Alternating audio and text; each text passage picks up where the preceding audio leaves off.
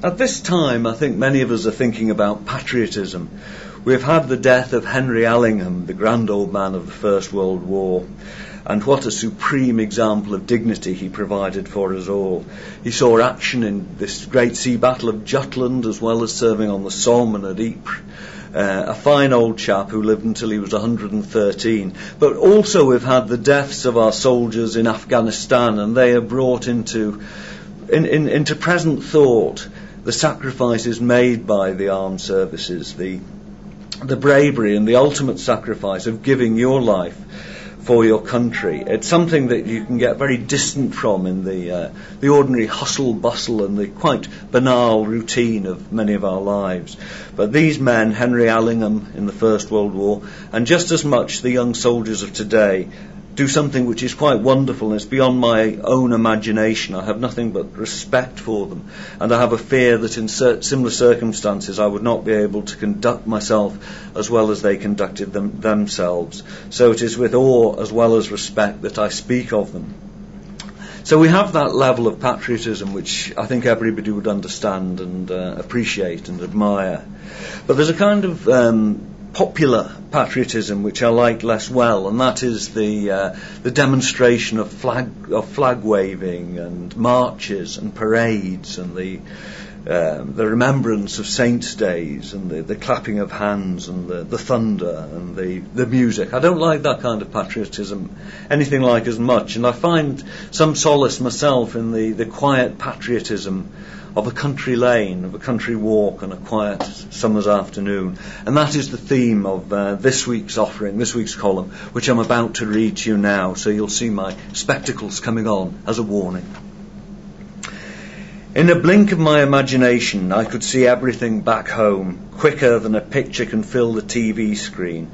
The sun there was just as high and just as bright as it was here, and under its sparkling dance, the roll of the big river was dazzling the fish. But I was standing here on a bridge by the slow meandering of a lazy stream, thinking of home and my wife and our smiling son. Then I closed my eyes and saw that the sky there was painted bluer than a holiday lagoon over the piercing steeple of the church, where the ghost of the old lady still trims the flowers in the vase on the table by the altar. Pews shine in the stained light. I tried to get an image there that I think sometimes when somebody's been doing something for a long time, even when they go, you know they're still doing it. And again, perhaps you can think of Henry Allingham there.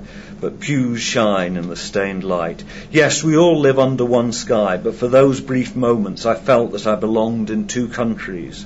Everything was so different. The sign at the crossroads pointed to Goat Hill, and I looked around at the squat sponge-cake cottages built for glovers from the Dorset stone that had been quarried by the ancient hands of leathered men in flat caps.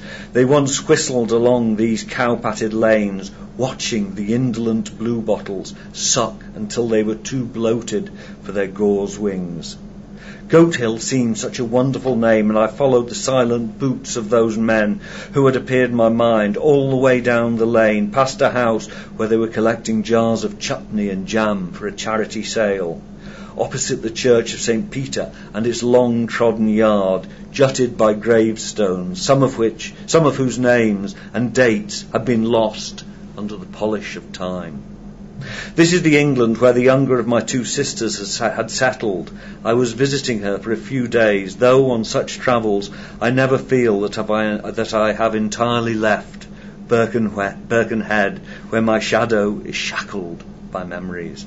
Dorset and Birkenhead are parts of the same country, drawing their spirit from the same earth. At first sight they may not appear to have much in common. Thatches or slates, lager or cider, the reassuring burr of tweeds against the insistent stride of tracksuits or pinstripes, the straining cranes of old docks, and the quiet woods of lovers and owls, far away from the screeching gulls and the greedy throb of car engines.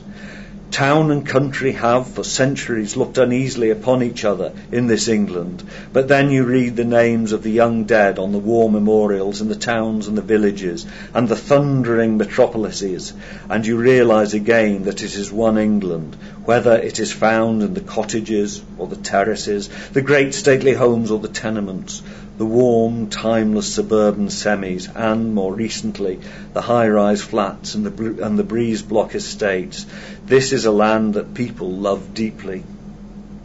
Even if the expression of that devotion is gentle, a little embarrassed, and full of self-mockery, you have a sense that the soil itself remembers all.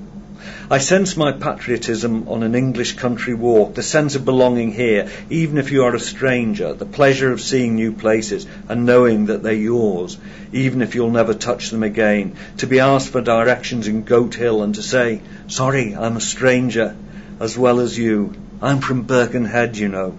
"Is it nice?" she asks, smiling through the window of her little car. "It takes a little bit of getting used to," I reply, "but I like it." That touches me more than the raucous singing of Rule Britannia or the waving of flags. It is the England that need not heed the angry sentiments of the hurried moment. On the way home I changed trains at the great railway station in London. Here all the nations on earth meet under the electronic information boards, amid the whizzing of suitcase wheels and grim tidings from the disembodied voice of the announcer. In the generations to come, will they also walk the graveyards of old England? I wondered. "It happened when she was drinking her coffee. No warning, she just went," said one lady, as I crossed into the village shop at home, a little travel-weary. "Best way," said the other woman. "Well, you know what I mean." Yes, I knew what she meant. This is the England I know, where people never say exactly what they mean, but everybody understands them. And here endeth the lesson for this week. Many thanks for listening and watching. Thank you.